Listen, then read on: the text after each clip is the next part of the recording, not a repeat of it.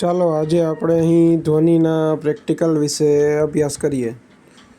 અહીંયા એક ફુગ્ગો લેવાનો છે, એક પાઇપનો ટુકડો લેવાનો છે, પીવીસી પાઇપ, એમાંથી એક નાનો કટકો કાપી લેવાનો છે, એક રબર બેન્ડ જોઈએ આપણે. હવે એ વસ્તુને આપણે ફુગ્ગાની અંદર નાખીશું, જેમાં પહેલાં નાનો કટકો છે એ નાખી દેવાનો આ રીતે. ત્યાર પછી મોટા જે પાઇપનો પીવીસી પાઇપનો ટુકડો જે છે એમને બંનેની વચ્ચે થોડો ફસાઈ દેવાનો, અને ત્યાર પછી જે નાનો ટુકડો છે એને થોડો નજીક લાવી અને બેન્ડ વાળી દેવાનું.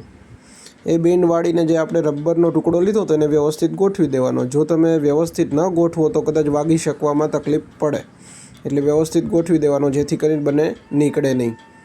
તો ચાલો હવે આપણે જોઈશું એમનો ધ્વનિ કેવો આવે છે. ફરીથી મજા આવી જશે.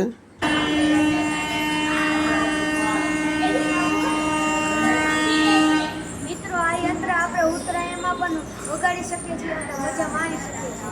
ખોટા ખર્ચા ન કરવા.